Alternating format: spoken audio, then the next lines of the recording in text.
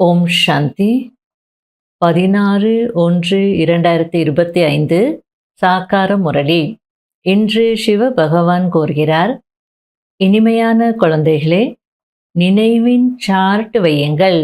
எந்த அளவிற்கு நினைவில் இருப்பதற்கான பழக்கம் ஏற்பட்டு கொண்டே இருக்குமோ அந்த அளவிற்கு பாவங்கள் அழிந்து கொண்டே போகும்.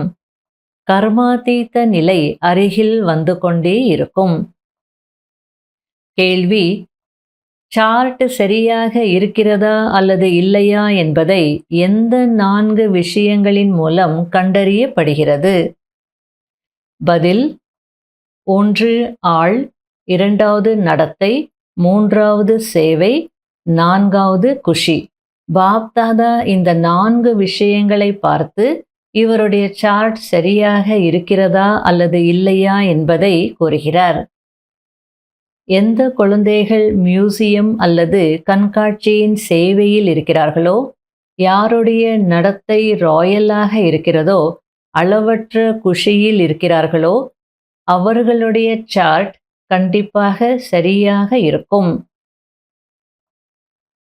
முரளியின் பாடல்: முகத்தை பார்த்துக்கொள் மனிதா. ஓம் சாந்தி. குழந்தைகள், பாடலை கேட்டீர்கள். இதனுடைய அர்த்தத்தையும் புரிந்து கொள்ள வேண்டும். அதாவது இன்னும் எவ்வளவு பாவம் மீதம் இருக்கிறது, எவ்வளவு புண்ணியம் சேமிப்பாகி இருக்கிறது என்று. அதாவது ஆத்மா சதோபிரதானம் ஆகுவதற்கு எவ்வளவு காலம் ஆகும் என்பதை புரிந்து கொள்ள வேண்டும். இப்போது எந்த அளவிற்கு தூய்மையாகி இருக்கிறோம் என்பதை புரிந்து கொள்ள முடியும் அல்லவா? சிலர் சார்ட்டில் நாங்கள் 2-3 மணி நேரம் நினைவில் இருந்தோம் என்று எழுதுகிறார்கள். சிலர் 1 மணி நேரம் என்று எழுதுகிறார்கள். இதுவோ மிகவும் குறைவாக இருக்கிறதல்லவா? குறைவாக நினைவு செய்தீர்கள் என்றால் பாவமும் குறைவாகத்தான் அழியும். இப்பொழுதோ அழியாத பாவங்கள் நிறைய இருக்கிறதல்லவா? எனவே ஹே ஆத்மாக்களே, இந்த கணக்கின்படி போனால் எவ்வளவு பாவம் அழிந்திருக்கும் என்று தன்னிடம் தானே கேட்டுக்கொள்ளுங்கள் என்று பாபா கூறுகிறார். ஒரு நாளுக்கு 1 மணி நேரம்தான் நான் யோகா செய்கிறேன் அப்படின்னா அந்த கணக்கின்படி எவ்வளவு பாவங்கள் அழிந்திருக்கும் அப்படின்னு உங்களையே நீங்கள் கேட்டுக்கோங்க அப்படின்றார். நாம் எந்த அளவிற்கு புண்ணிய ஆத்மாவாக ஆகி இருக்கிறோம் என்பது சார்ட்டின் மூலம் தெரிகிறது. நினைவு செய்து செய்து பழக்கமாகிவிட்டது என்றால் பிறகு பாவங்கள் அதிகமாக அழிய ஆரம்பித்துவிடும். நாம் எந்த அளவிற்கு பாபாவின் நினைவில் இருக்கிறோம் என்று தங்களை சோதிக்க வேண்டும். இது பொய் சொல்வதற்கான விஷயம் அல்ல. நான் இவ்வளோ நேரம் நினைவு செய்கிறேன், அவ்வளோ நேரம் நினைவு செய்கிற அப்படின்னு இது சவுடால் விடுவதற்கான விஷயம் இல்லை அப்படின்றார். இதுவோ தன்னை சோதிக்க வேண்டிய விஷயம். பாபாவிற்கு தங்களுடைய சார்ட்டை எழுதி கொடுத்தீர்கள் என்றால் சார்ட் சரியா இல்லையா என்பதை பாபா உடனே சொல்வார். ஆள், நடத்தை, சேவை மற்றும் குஷியை பார்த்து இந்த சார்ட் எப்படி இருக்கிறது என்று பாபா உடனே புரிந்து கொள்கிறார். அதாவது சில நேரங்களில் சில பேர் செய்யவே மாட்டாங்க, யோகாவே செய்ய மாட்டாங்க. ஆனால் நான் இவ்வளோ நேரம் யோகா பண்ணேன், அவ்வளோ நேரம் யோகா பண்ணேன், இப்படியெல்லாம் அனுபவமாச்சு, அப்படியெல்லாம் அனுபவமாச்சு அப்படின்லாம் போய் சொல்லுவாங்க, சவுடால் விடுவாங்க. அதுக்கு பாபா சொல்கிறார், நீ என்ன வேணாலும் எழுதலாம், ஆனால் ஆளை பார்த்தாலே தெரிஞ்சுக்க முடியும் அப்படின்றார். உலகாய ரீதியிலே அப்படி தானே. சில பேர் பெருசாக அவங்கள பற்றி உயர்வாக பேசிக்கிட்டே இருப்பாங்க. அப்போ கேட்குறவங்களுக்கு என்ன தோணும்? ஆளை பார்த்தா அப்படி தோணலையே அப்படின்னு தோணும். ஆகையால் செய்யாமல் சொல்கிறாங்க அப்படின்னா அதுக்கு பாபா சொல்கிறார், ஆளை பார்த்தாலே தெரிஞ்சிடும் இவங்க செய்கிறவங்களா இல்லையா அப்படின்னு சொல்கிறார். அது மட்டும் இல்லை, நடத்தையின் மூலமாகவும் தெரிஞ்சிடும், எப்படி சேவை செய்கிறாங்க அதனுடைய அடிப்படையில் தெரிஞ்சிடும். எல்லாத்துக்கும் மேலே அவங்க குஷியாக இருப்பாங்க. அந்த ஆன்மீக குஷி, பொன்முறுவல் அது இருந்ததுன்னா, ஓ இவங்க நல்லா யோகி அப்படின்னு பாபாவும் நானும் தெரிஞ்சுக்கிறேன் அப்படின்றார். மியூசியம் அல்லது கண்காட்சியின் சேவையில் இருக்கிறார்கள் என்றால் அவர்களுக்கு இருக்கும். ஏனென்றால் மியூசியத்தில் முழு நாளும் வந்து சென்று கொண்டே இருப்பார்கள்.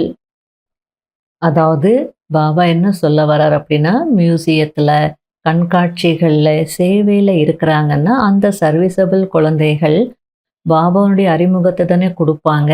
அப்ப மற்றவங்களுக்கு பாபாவுடைய அறிமுகத்தை குடுக்கும்போது, அவங்களுக்கும் பாபா நினைவு இருக்கும் தானே! ஆகையால அவங்களுக்கும் நன்மை ஏற்படும் அப்படின்றார். ஆக சேவை செய்யக்கூடியவர்களுடைய சார்ட் நன்றாக இருக்கும். முழு நாளிலும் 8 மணி நேரம் சேவையில் சுறுசுறுப்பாக இருக்கிறார்கள். அடிக்கடி நிறைய பேருக்கு பாபாவின் அறிமுகத்தை கொடுக்கிறார்கள் என்றால், அப்படிப்பட்ட சேவாதாரி குழந்தைகள் கண்டிப்பாக பாபாவிற்கு பிரியமானவர்களாக இருப்பார்கள். பாபா உங்களுக்கு என்ன புரிய வைத்திருக்கிறாரோ, அதை நீங்கள் மற்றவர்களுக்கும் புரிய வைத்துக் கொண்டே இருங்கள். நீங்கள் திரும்பி செல்ல வேண்டும். இப்போது எல்லையற்ற சுகத்தின் ஆஸ்தி அடையுங்கள் என்று பாபா கூறுகிறார் என்று புரிய வையுங்கள். ஒவ்வொரு கல்பமும் உங்களுக்கு ஆஸ்தி கிடைத்துக் கொண்டே இருக்கிறது. ஏனென்றால் சொர்க்கத்தின் ஸ்தாபனை ஒவ்வொரு கல்பமும் நடக்கிறதல்லவா? இந்த சிருஷ்டி சக்கரம் 5000 ஆண்டுகளினுடையது என்பது யாருக்கும் தெரியாது. அதனால நல்ல முறையில புரிய வையுங்க அப்படின்றார். மனிதர்கள் முற்றிலும் காரிருளில் இருக்கிறார்கள். நீங்கள் இப்போது வெட்ட வெளிச்சத்தில் இருக்கிறீர்கள். சொர்க்கத்தை பாபா தான் ஸ்தாபனை செய்வார். இப்படியெல்லாம் நீங்க எவ்வளவுதான் புரிய வச்சாலோ அவங்க புரிஞ்சுக்கிறது இல்ல. அதுக்கு பாபா சொல்லிட்டு இருக்கிறார். மூங்கில் காடு தீப்பற்றி எரிந்து கொண்டிருந்த போதிலும் அஞ்ஞான தூக்கத்தில் தூங்கிக் கொண்டிருந்தார்கள் என்று சொல்லப்பட்டிருக்கிறது. இன்றைய காலத்தில் பாருங்கள், மனிதர்கள் என்னென்ன செய்து கொண்டிருக்கிறார்கள். ஒரு இதயத்தை எடுத்துவிட்டு வேறொன்றை பொருத்தி விடுகிறார்கள். ஹார்ட் டிரான்ஸ்பிளான்டேஷன் எல்லாம் நடக்குது இல்லையா? அதை பற்றி பாபா சொல்லிட்டு இருக்கிறார். சரி, எவ்வளவு உழைத்து அதை சரி செய்கிறார்கள். ஆனால் அதனால் என்ன பலன்? மிஞ்சி போனால் இன்னும் கொஞ்ச நாட்கள் வாழ்வார்கள். அதே போல நிறைய ரித்தி சித்திகளை கற்றுக்கொண்டு வருகிறார்கள். ஒரு பக்கம் மெடிக்கல் அட்வான்ஸ்மெண்ட், இன்னொரு பக்கம் இந்த ரித்தி சித்தி எல்லாம் கத்துக்கிறாங்க. கேன்சரை குணப்படுத்துற, இந்த நோயை குணப்படுத்துறேன்னு சொல்லி குணப்படுத்துறாங்க. ஆனால் இதனால் எந்த பலனும் இல்லை. அப்படின்னா நோய் குணமாகலாம், ஆனா தூய்மையாகி யாரும் வீட்டுக்கு போல இல்லையா? நாங்கள் தூய்மையற்ற உலகத்தில் மிகவும் துக்கமானவர்களாக ஆகிவிட்டோம். வந்து எங்களை தூய்மையான உலகத்திற்கு எஜமானர்களாக ஆக்குங்கள் என்றுதான் பகவானை நினைவு செய்கிறார்கள். இப்போது நீங்கள் தந்தையின் மூலம் எவ்வளவு உயர்ந்த பதவி அடைகிறீர்கள்.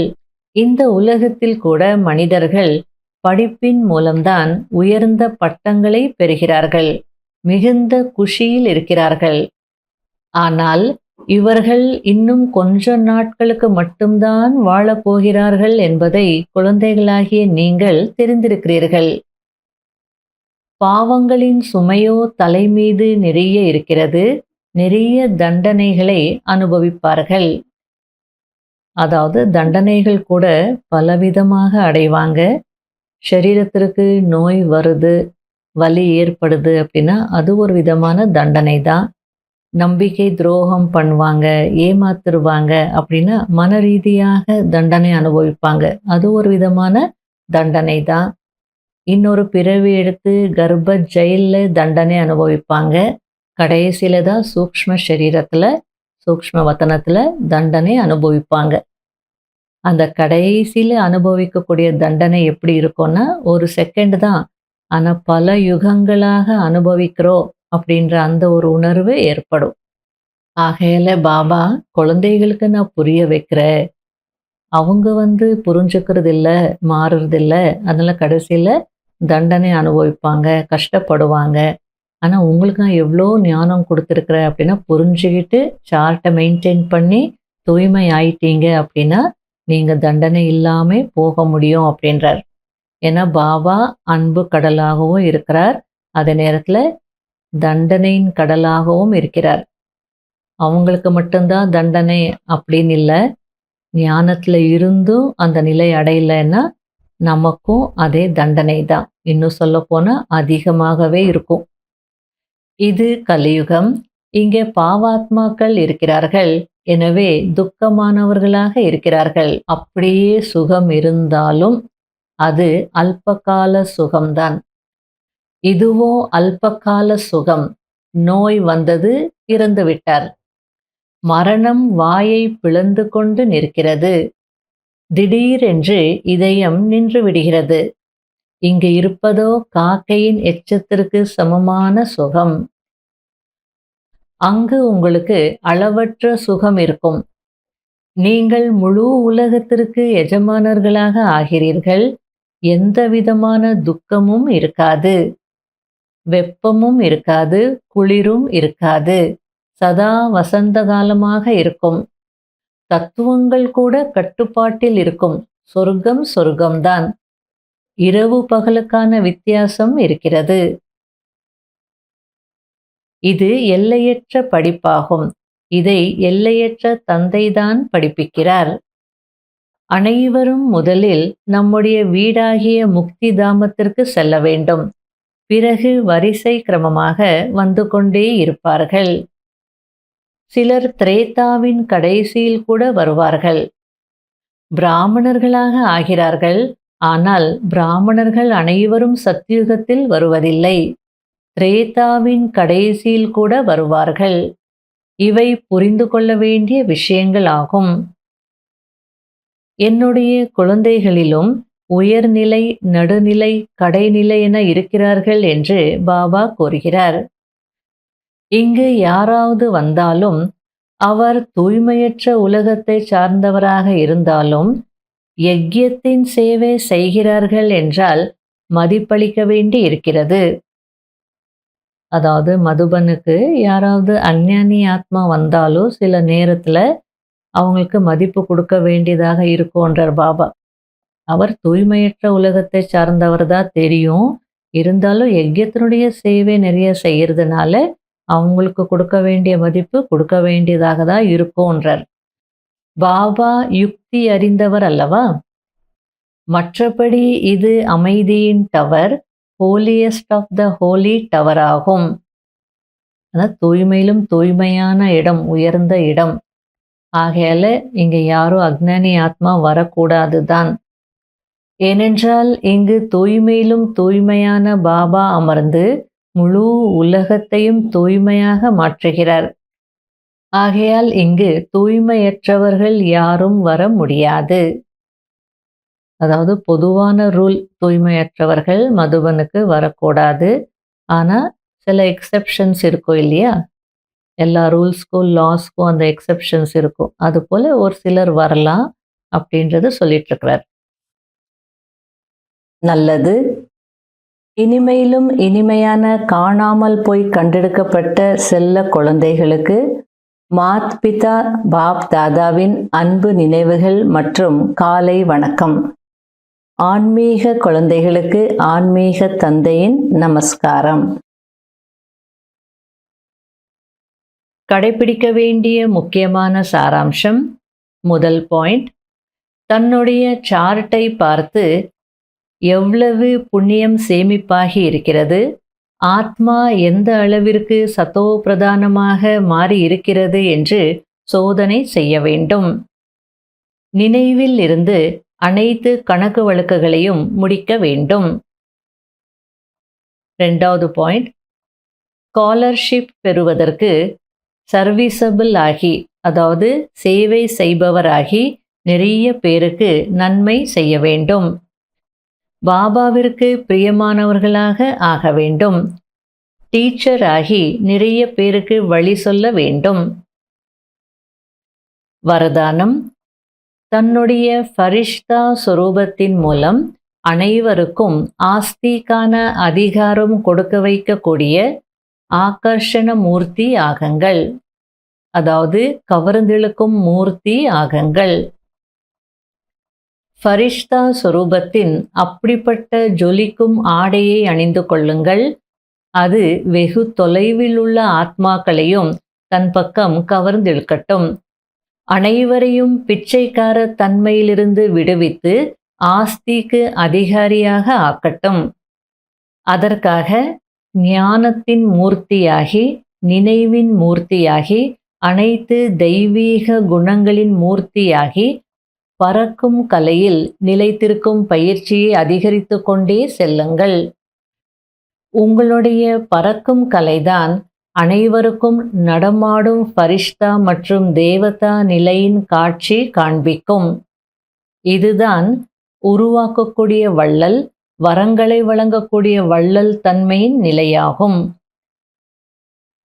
ஸ்லோகன்: மற்றவர்களின் மனோபாவங்களை தெரிந்து கொள்வதற்கு சதா மன்மனாபவ என்ற நிலையில் நிலைத்திருங்கள்.